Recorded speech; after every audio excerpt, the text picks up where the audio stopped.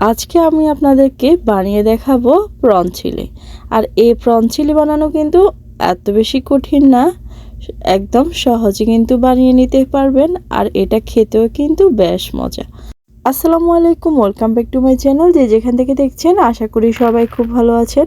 আর যারা এখনও আমার চ্যানেলটি সাবস্ক্রাইব করেন নাই, ভিডিওটা ভালো লেগে থাকলে অবশ্যই সাবস্ক্রাইব করে দিবেন এবং ফেসবুক থেকে দেখে থাকলে ফলো করে দিবেন।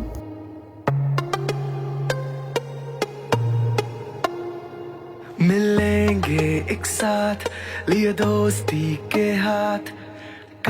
প্রন চিলি বানানোর জন্য এখানে প্রথমে তেল নিয়ে নিচ্ছি চিংড়ি মাছগুলোকে ভাজার জন্য। আর এখানে চিংড়ি মাছ ভাজার আগে আমি এখানে একটা বেটার তৈরি করে নিব।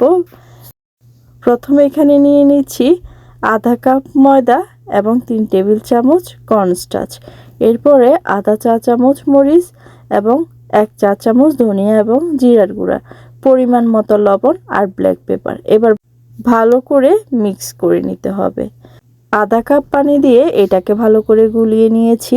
ঠিক যতটুকু পরিমাণ লাগবে ঠিক ততটুকু পরিমাণ পানি দিবেন। এবার চিংড়ি মাছগুলোকে এটার মধ্যে ডিপ করে নিয়ে এবার ডুবো তেলে ভেজে নিতে হবে। এভাবে আমি একটা একটা করে সবগুলো চিংড়ি মাছ ডুবো তেলে ভেজে নিচ্ছি।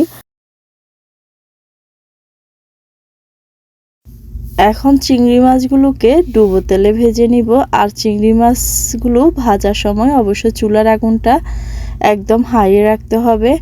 কিছুক্ষণ পরে এগুলোকে এভাবে উল্টিয়ে দিতে হবে। চিংড়ি মাছগুলোকে কিন্তু অতিরিক্ত ভাজা যাবে না, হালকা ভেজে নিলেই হবে। চিংড়ি মাছগুলো কিন্তু মোটামুটি ভাজা হয়ে গিয়েছে। এবার একটা প্লেটের মধ্যে চিংড়ি মাছগুলো সব উঠিয়ে নিব।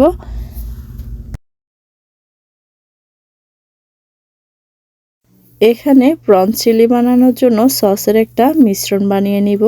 প্রথমে দিয়ে দিয়েছি 2 টেবিল চামচ কেচাপ এবং 1 টেবিল চামচ ওয়েস্টার্ন সস,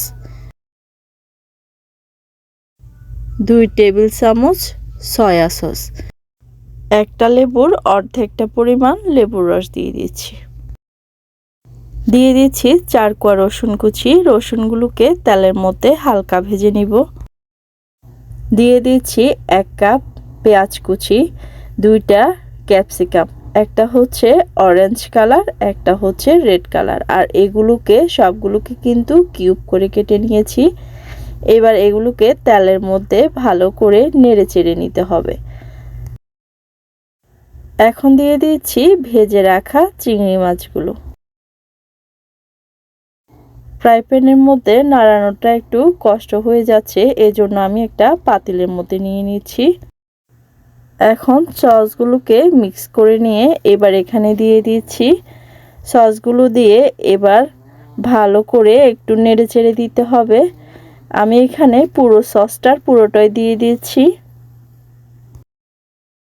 অ্যাড করে দিচ্ছি পরিমাণ মতো লবণ। এবার আরও একটু ভালো করে নেড়ে চেড়ে এবার দিয়ে দিব 1 কাপ পরিমাণ পানি। পানি দিয়ে ঢাকনা দিয়ে ঢেকে দিব পুরোপুরি সিদ্ধ হওয়া পর্যন্ত। আর এটা সিদ্ধ হতে কিন্তু বেশি সময় লাগবে না, 10 থেকে 15 মিনিট জাল দিলেই কিন্তু চিংড়িটা ভালো করে সিদ্ধ হয়ে যাবে। এখন রান্নাটা কিন্তু পুরোপুরি হয়ে গিয়েছে। দেখুন এটা দেখতে কতটা জুসি এবং ইয়ামি হয়েছে। এভাবে রান্না করে নিতে পারেন খুব সহজে প্রন চিলি। আর এইটা পোলাও বা ফ্রাইড রাইস এবং কি ভাতের সাথেও আপনারা কিন্তু খেতে পারেন। আর এটা খেতে কিন্তু অনেক বেশি মজা, যারা খেয়েছেন তারা তো অবশ্যই জানেন। আর ভিডিওটা যদি আপনাদের ভালো লেগে থাকে অবশ্যই লাইক কমেন্ট বেশি বেশি করে শেয়ার করে দিবেন। দেখা হবে পরবর্তী কোনো রেসিপিতে। ততদিন পর্যন্ত সবাই ভালো থাকবেন, সুস্থ থাকবেন। আল্লাহ হাফেজ।